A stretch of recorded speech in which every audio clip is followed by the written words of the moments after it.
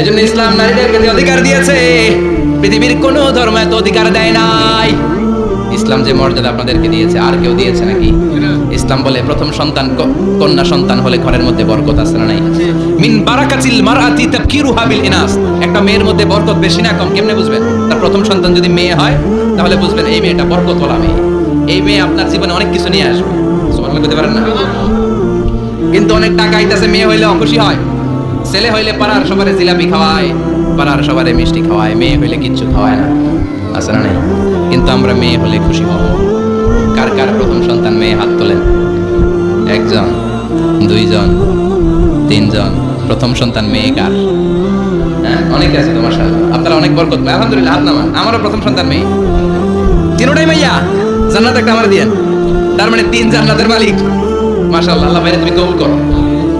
তার মানে কোন ঘরে যখন মেয়ে আসে আল্লাহ বলে ঘরটা বরকতময়। মেয়েটা যখন বড় হতে শুরু করে মেয়েটা ভাইয়ের জন্য বরকতময়। মেয়ে যখন বিয়ের উপযুক্ত হয় বাবার জন্য বরকতময়। 2 মেয়ে মানে বাবার 2 জান্নাত, 3 মেয়ে মানে 3 জান্নাত। সুবহানাল্লাহ। আবার যখন স্বামীর কাছে যায় ইসলাম বলে ওই স্বামী আল্লাহর কাছে সেরা, যেই স্বামী বউয়ের কাছে সেরা। বউ যদি আপনারে ভালো বলে আপনি আল্লাহর কাছে ভালো, বউ যদি খারাপ বলে আপনি আল্লাহর কাছে খারাপ। তার মানে ব্যালেন্স করেছে ইসলাম। স্বামীর আনুগত্য করতে বলেছে, আবার স্বামীকেও বলেছে স্ত্রীকে ভালোবাসতে, ঠিক কিনা কথা বলে? এবার আরেকজনের স্ত্রী ইসলাম বলে তোমার হাত যদি বউয়ের হাতের সাথে মিলাও 2 হাতের সগীরা গুনাহ মাফ করে কে? স্ত্রীর দিকে যখন তাকাও তোমার চোখের সগীরা গুনাহ মাফ করে কে? প্রতি মাসে মাসে স্ত্রীর কাপড় চোপড় আর কসমেটিক্স কেনার জন্য যে টাকাটা দাও এই টাকাটা সদকা হিসেবে কবুল করবে কে?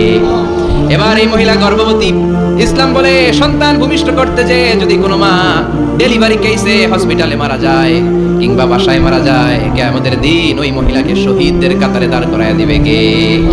বাচ্চা ভূমিষ্ঠ করতে যে শাহিদা, শহীদদের কাতারে। আর সুন্দর মতো যদি আসে আল জান্নাতু তাহতা আকদামি উম্মাহাতিকুম, মায়ের পায়ের নিচে সন্তানের বেহেশত আছে না নাই? জোরে বলে। এজন্য ইসলাম বলে খবরদার, মায়ের মর্যাদা সবচেয়ে বেশি।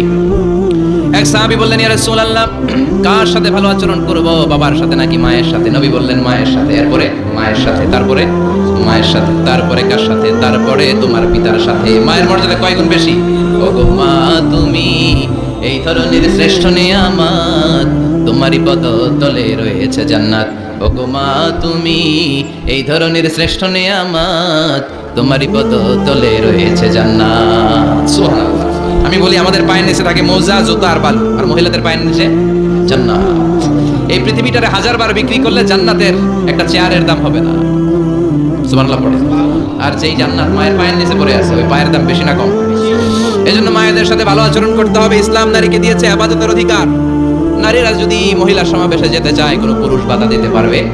নারী যদি মসজিদে নামাজ পড়তে যেতে চায় বাধা দিতে পারবে। নাগাই শিখে আছে মহিলাদের নামাজের জায়গা করেন না আপনারা? করেন, আস্তে আস্তে করেন, আস্তে আস্তে করতে হবে। তারা অনেক সময় বাইরে বের হয়, বাসায় আসতে আসতে নামাজের সময় হয়ে গেছে, কই পড়বে নামাজটা? মসজিদে সুযোগ করে দেন, মসজিদে করবে। তবে ঘরে পড়া উত্তম, ঘরে পড়লে বেশি সওয়াব। সুবহানাল্লাহ। তার মানে ইবাদতের অধিকার ইসলাম নারীকে দিয়েছে, শিক্ষার্জনের অধিকার।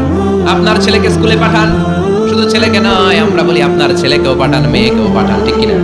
আপনার ছেলেকে মাদ্রাসায় পাঠান, মেয়েকেও পাঠান। শিক্ষা সবার জন্য। বিষ্ণু বলেছেন আল্লিমু বানাতাকুম সূরাতান নূর, তোমরা তোমাদের মেয়েদেরকে সূরা নূর শিখাও। কোন সূরা? কথা কন। ও আমার মায়েরা, আপনাদের জন্য রব্বুল আলামিন সব হকের কথা সূরাতুন নূরে বলেছে।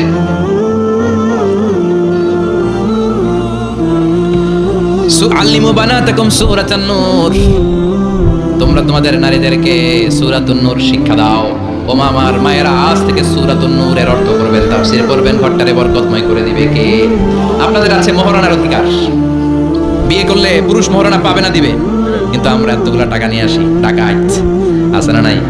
সারা জীবন মেয়েটারে লালন পালন করলো, একটা মেয়ে হলো একটা বাবার কলিজা।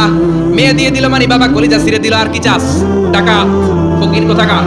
খবরদার, বিয়ের মধ্যে 1 টাকা যদি তুমি যৌতুক খাও কিয়ামতের দিন আল্লাহ তোমারে ছাড়বে